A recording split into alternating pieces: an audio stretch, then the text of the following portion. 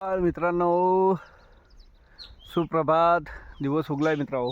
आता जवळजवळ 7:30 7:15 7:30 वाजत आले.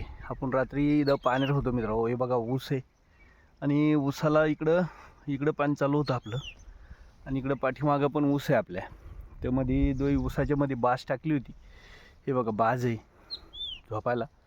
आणि रात्री पाण्यात होतो, बेरं लावलं का बाजेर येऊन पडायचं. अर्धा पाऊण तास एका सरीला भिजायला लागतो आहे, कारण आपण ते वखरलं होतं आहे, तर त्याला मोकळं पाणी चालू आहे. तर रात्री 12:30 वाजता लाईट आली थी रात्री. तर आपण आता 8:30ला लाईट जाणार आहे.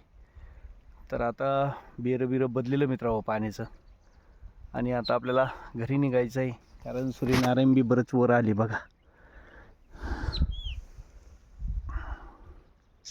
हे असा ऊस आहे मित्रांनो सगळा आपला. हा टोटली 10 एकर ऊस आहे मित्रांनो. आणि तिकडे खाली मोसंबी आपली, तिकडे खाली गाडी पण उभा आहे, मोसंबी पण आहे. हे आपला काळ्या बी बघा कसा बसला आपल्यापाशी.